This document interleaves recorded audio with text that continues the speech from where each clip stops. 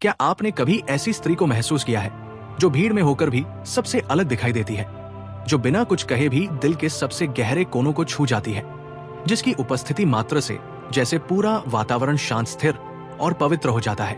रुक जाइए, ये कोई साधारण संयोग नहीं है। संगीत। आप शायद किसी ऐसी सौभाग्यशाली स्त्री के संपर्क में हैं जिसका जन्म ही ईश्वर ने किसी विशेष उद्देश्य से किया है। ऐसी स्त्रियां विरले ही मिलती है, वे साधारण नहीं, संगीत दिव्य होती है। परमहंस योगानंद जी ने एक बार 11 ऐसे गूढ़ और रहस्यमयी लक्षणों का वर्णन किया था जो सिर्फ एक साधारण स्त्री में नहीं, संगीत, बल्कि एक दिव्य सौभाग्यशाली आत्मा में पाए जाते हैं। लेकिन ध्यान रखें, ये लक्षण शरीर से नहीं, आत्मा से जुड़े होते हैं। ये आंखों से नहीं, हृदय की आंखों से देखे जाते हैं। इसलिए इस वीडियो संगीत को अंत तक जरूर देखें। हो सकता है कि आप इन्हें खुद में पहचाने या फिर किसी ऐसी स्त्री को पहचाने जा रहे हो जो आपकी पूरी जिंदगी को रोशनी से भर दे। तो आइए शुरू करते हैं ये आध्यात्मिक यात्रा जहां आवाज नहीं, आत्मा की गूंज, संगीत सुनाई देती है। जन मौन में छिपी शक्ति। एक बार योगानंद जी ने कहा था, स्त्री की सबसे बड़ी शक्ति उसकी चुप्पी में छुपी होती है। और सच भी यही है। एक सौभाग्यशाली स्त्री शोर की दुनिया में जीती नहीं, शांति की साधक होती है। वो भीड़ में बोलने की होड़ में शामिल नहीं होती, क्योंकि उसका मौन डर का नहीं, आत्मबल का प्रतीक होता है। जब वो किसी कमरे में प्रवेश करती है तो लगता है जैसे हवा थम गई हो, हर कोई शांत हो जाता है। पर क्यों? क्योंकि वो एक ऊर्जा की लहर होती है। वो तभी बोलती है जब जरूरी हो, और तब भी अहंकार नहीं, अनुभव बोलता है। उसकी वाणी में शब्द नहीं, चेतना बहती है। और यही मौन उसकी पहली पहचान है। दो सेवा में छुपा सौंदर्य, उसका सौंदर्य उसकी त्वचा, कपड़े या श्रृंगार में नहीं, उसकी सेवा में छिपा होता है। जब वो चुपचाप थके हुए पिता के लिए चाय बनाती है, जब वो बिना कहे बच्चों के कपड़े सहजती है, जब वो किसी बीमार की देखभाल करती है, तो ये केवल सेवा नहीं होती, ये उसकी, संगीत, आत्मा से निकला प्रेम और आशीर्वाद होता है। योगानंद जी कहते हैं, जिस स्त्री ने सेवा को पूजा बना लिया, उसने ईश्वर को, संगीत, पा लिया। ऐसी स्त्री कभी श्रेय नहीं लेती। वो नदी की तरह बहती है, सबको जीवन देती है, खुद का नाम तक नहीं मांगती। 3 आंखों में करुणा की गहराई। कुछ स्त्रियां होती हैं जिनकी आंखें देखकर आपको लगेगा जैसे झील में झांक रहे हो। उनकी आंखों में शब्द नहीं होते, लेकिन वे आपकी आत्मा को पढ़ लेती है। उनकी एक दृष्टि ही सुकून बन जाती है, एक मुस्कान ही दवा बन जाती है। योगानंद जी कहते हैं, दया किसी किताब से नहीं, संगीत सीखी जाती। वो आत्मा की पुकार होती है। ऐसी स्त्री किसी पर तरस नहीं खाती, वो सबको अपनाती है। प्यार सीमित नहीं होता, वो माँ की तरह सबको स्नेह देती है। जब आप किसी स्त्री की आंखों में ये करुणा देखें तो समझ लीजिए आप सौभाग्य के सामने खड़े हैं। 4 आत्मबल का तेज उस स्त्री की सबसे अद्भुत बात होती है, उसका आत्मबल, संगीत।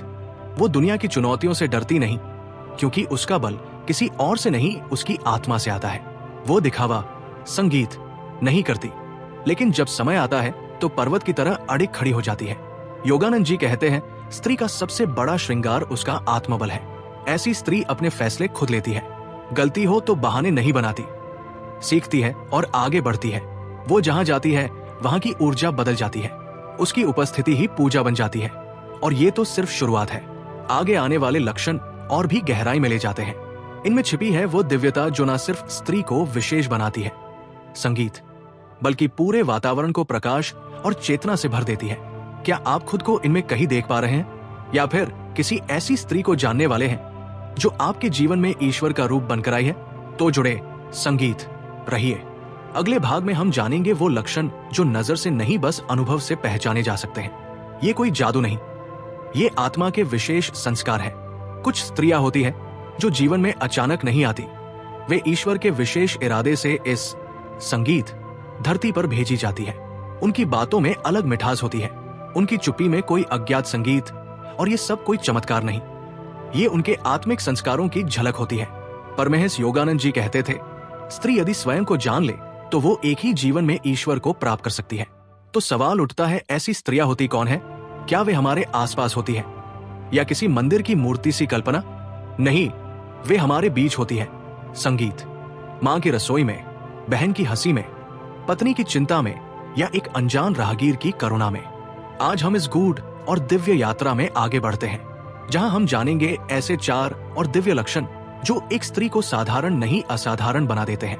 5वां लक्षण, उसकी वाणी में शांति और बल कभी किसी स्त्री को सुना है बोलते हुए ना ऊंची आवाज ना कोई शोर, फिर भी लगता है जैसे पूरी सृष्टि उसकी बात सुन रही हो।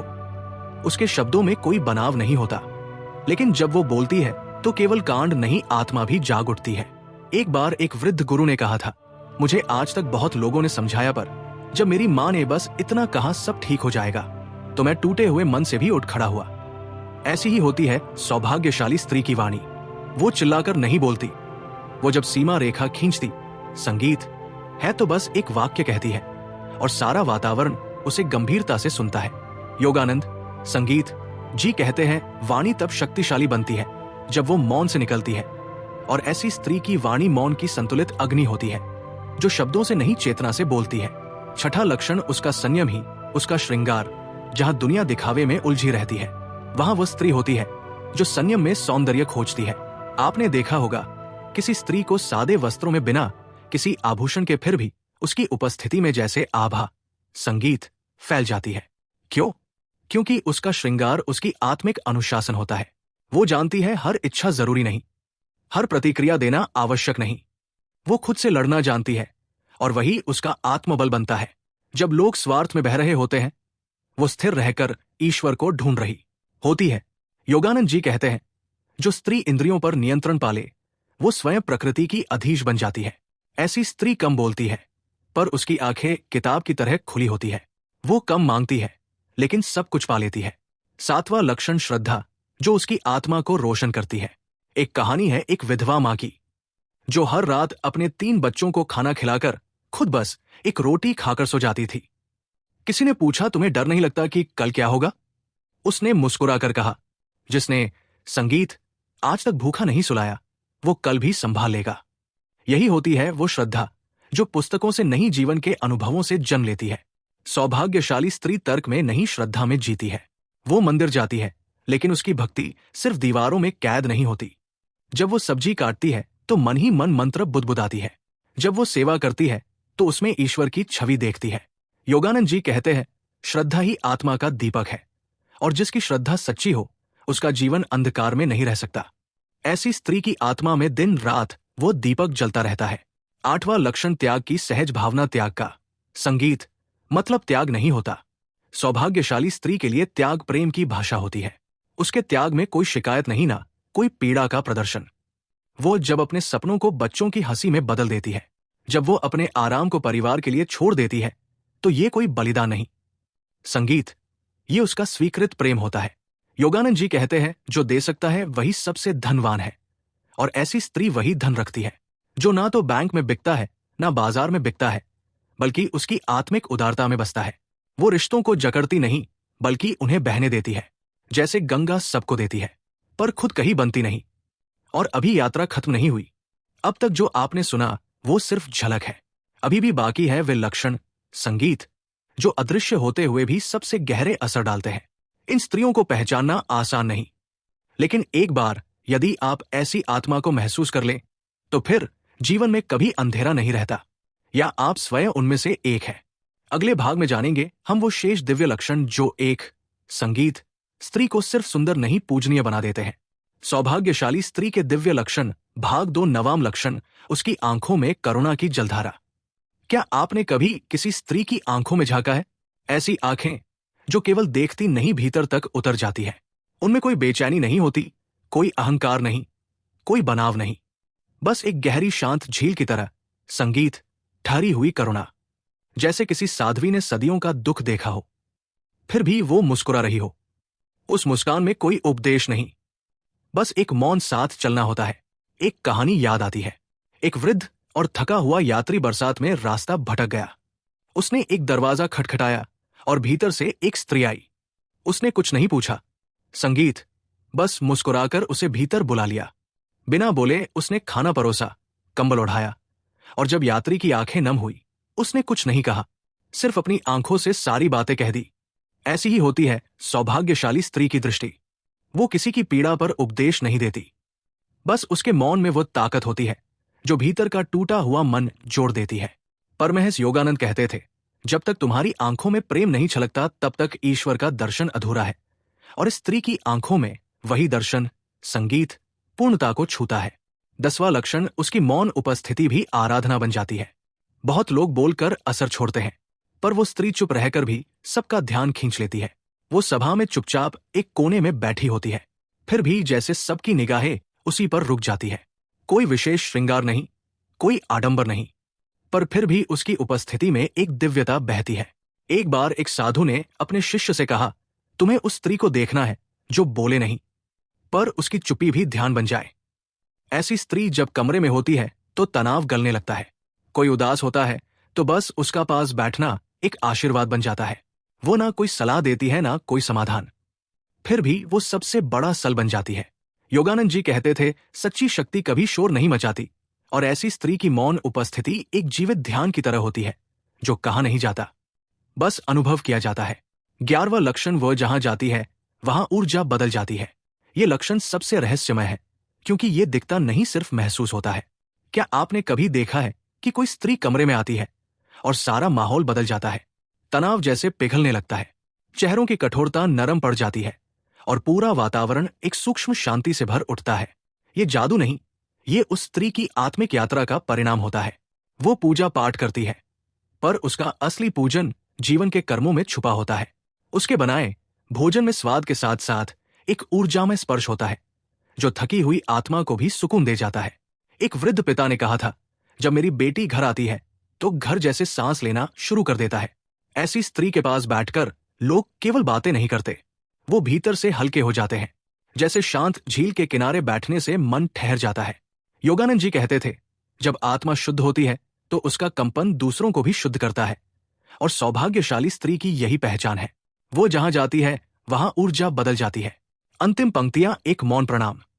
अगर आपने इन पंक्तियों में अपनी मां की आंखें देखी, या बहन की करुणा, या पत्नी की मौन उपस्थिति, या शायद अपने ही भीतर कोई पहचान पाई, तो ये कोई संयोग नहीं, ये आपके भीतर की दिव्यता की झलक है, जो आपको कह रही है कि आप उस पथ पर हैं जहां स्त्री केवल शरीर नहीं, एक चलती फिरती तीर्थ बन जाती है।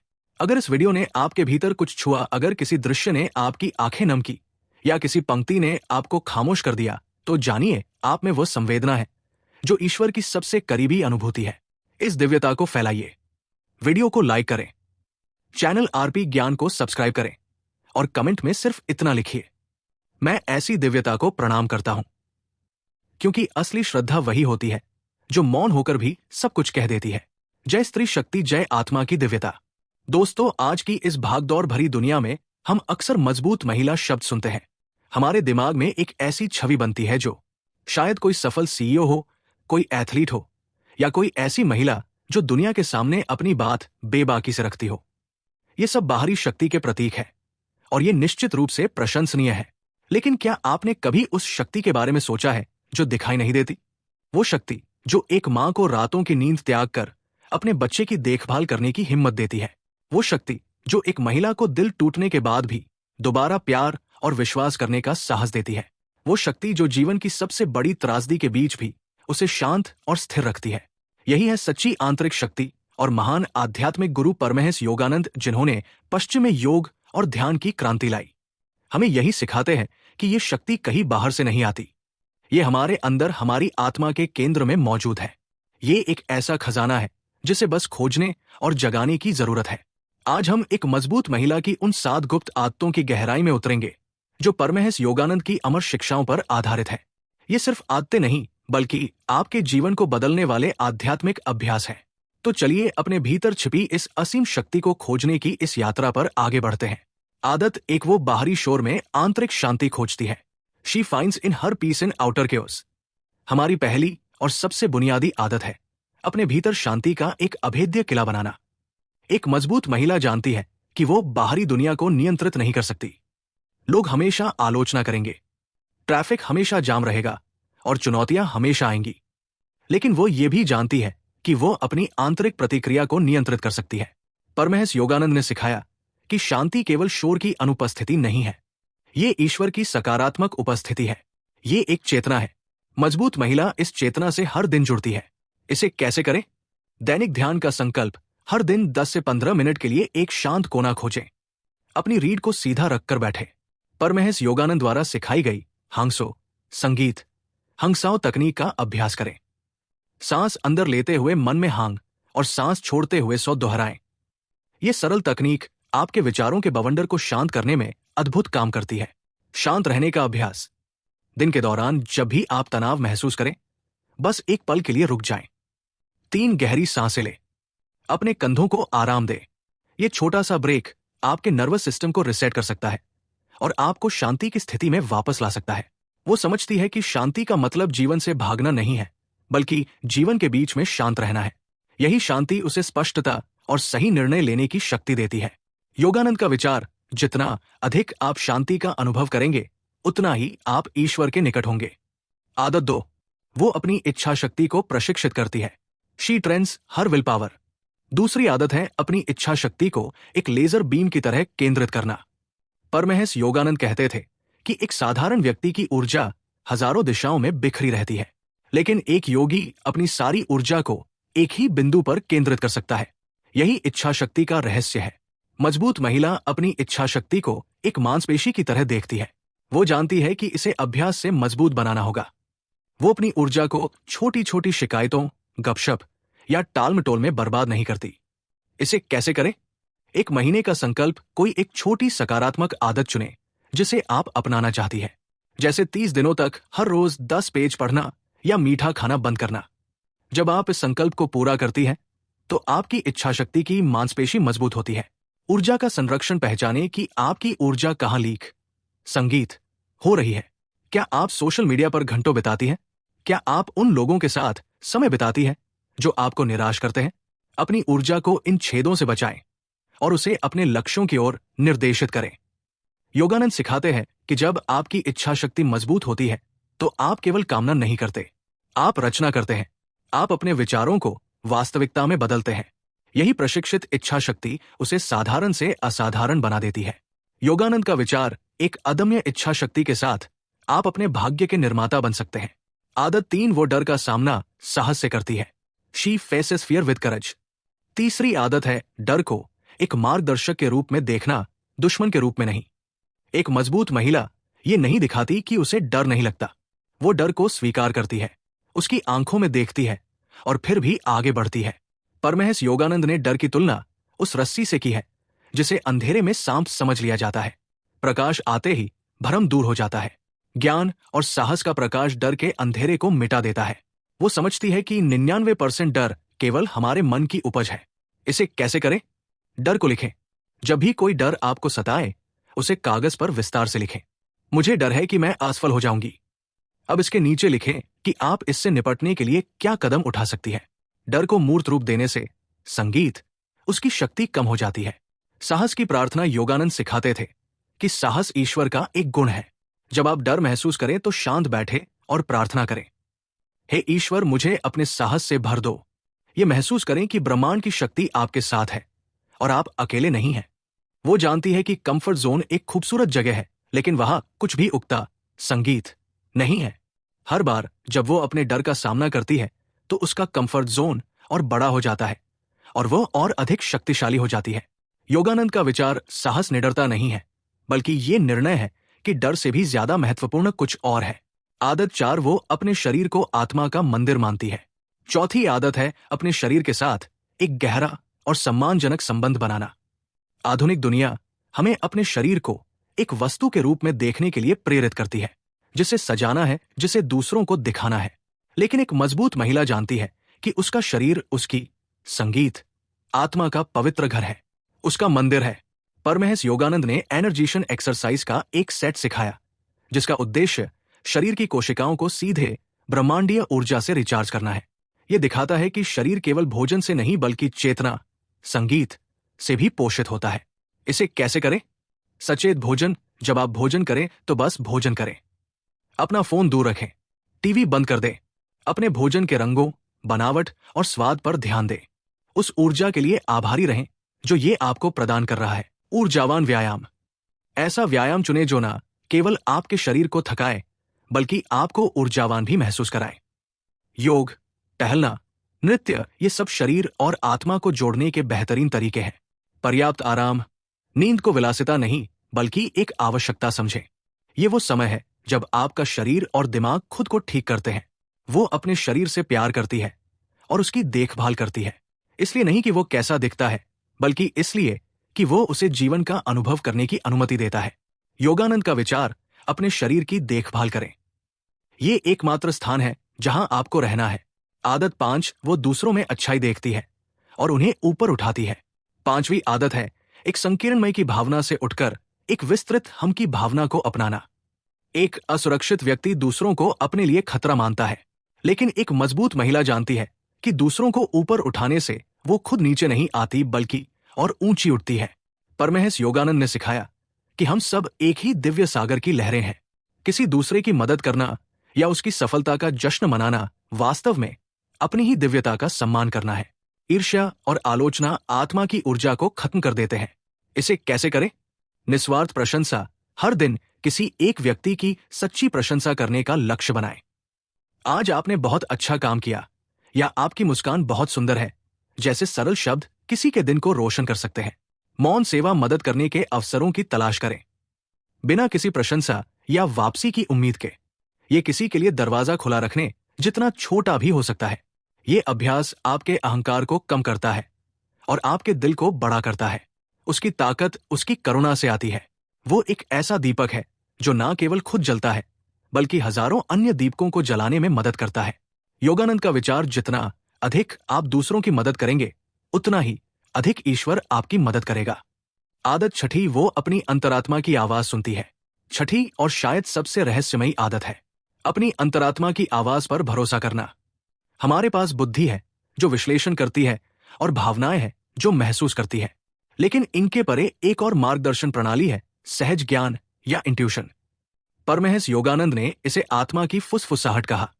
ये एक शांत स्थिर आवाज है जो तर्क से नहीं बल्कि अनुभूति से आती है। एक मजबूत महिला अपने जीवन के बड़े निर्णय, संगीत, केवल फायदे नुकसान की सूची बनाकर नहीं लेती। वो अपने मन को शांत करके इस भीतरी मार्गदर्शन को सुनती है। इसे कैसे करें? इंट्यूशन जर्नल, एक डायरी रखें। जब भी आपको किसी चीज के बारे में एक मजबूत आंतरिक अनुभव हो तो उसे लिख लें, भले ही वो अतार्किक लगे। समय के साथ आप अपने अंतर्ज्ञान के पैटर्न को पहचानना शुरू कर देंगी। प्रकृति में समय बिताएं। प्रकृति की अपनी एक शांत लय है। जब आप प्रकृति में समय बिताती हैं तो आपका मन स्वाभाविक रूप से शांत हो जाता है, जिससे अंतरात्मा की आवाज सुनना आसान हो जाता है। ये आंतरिक दिशा सूचक कंपास उसे उन रास्तों पर ले जाता है जो उसके लिए सर्वोत्तम है, भले ही वे सबसे आसान ना दिखे। योगानंद का विचार तर्क आपको बिंदु ए से बिंदु बी तक ले जाएगा। अंतर्ज्ञान आपको हर जगह ले जाएगा। आदत 7, वो कृतज्ञता और सकारात्मकता का अभ्यास करती है। और हमारी 7वीं और अंतिम आदत है कृतज्ञता को अपनी जीवन शैली बनाना। एक मजबूत महिला ये जानती है कि खुशी इस बात पर निर्भर नहीं करती कि हमारे पास क्या है, बल्कि इस बात पर निर्भर करती है कि हम जो कुछ भी है उसके प्रति कितने आभारी हैं। शिकायत करना और कमियों पर ध्यान केंद्रित करना एक मानसिक जाल है जो हमें दुखी और शक्तिहीन महसूस कराता है। कृतज्ञता उस जाल को काट देती है। परमहंस योगानंद सिखाते थे कि कृतज्ञता का भाव एक चुंबक की तरह है। जब आप जो कुछ आपके पास है उसके लिए धन्यवाद देते हैं तो आप और अधिक अच्छी चीजों को अपनी ओर आकर्षित करते हैं। इसे कैसे करें? कृतज्ञता जार, एक खाली